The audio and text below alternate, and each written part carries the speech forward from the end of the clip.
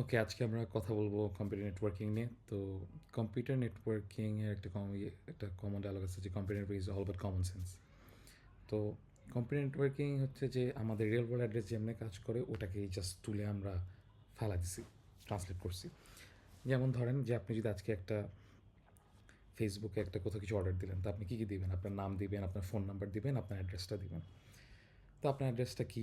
ধরেন আপনার অ্যাড্রেসটা হচ্ছে 493/B road 15, block C, Bashundhara.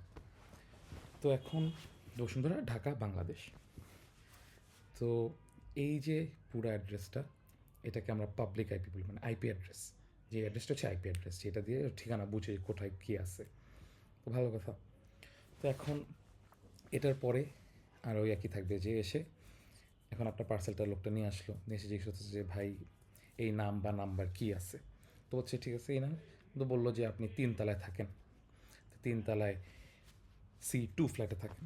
তো এখন কথা হচ্ছে C2 এই ফ্ল্যাটটা কিন্তু হয়তো সব বিল্ডিংয়েই আছে কম বেশি, কিন্তু তো এইটা হচ্ছে আপনার প্রাইভেট অ্যাড্রেস, প্রাইভেট আইপি।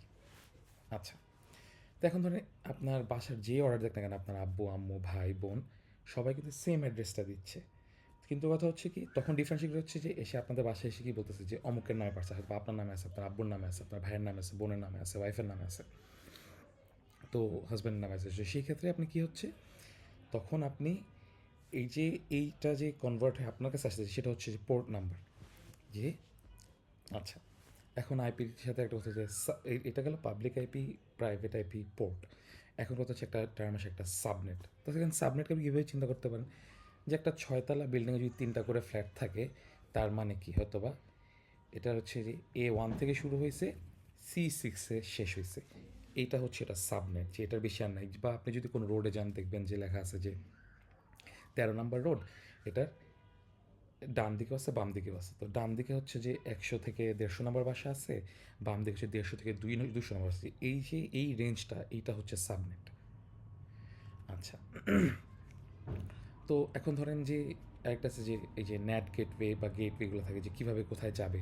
তো এখন ধরেন যে আপনাদের এই যে পার্সেল নিয়ে যে আসছে, সে আপনার বাসে ওই ঠিকানায় এসে জিজ্ঞেস করছে দাঁড়ানকে যে ভাই এই নাম এই নাম্বারকে এটা কোথায় থাকে, কোন ফ্ল্যাটে থাকে।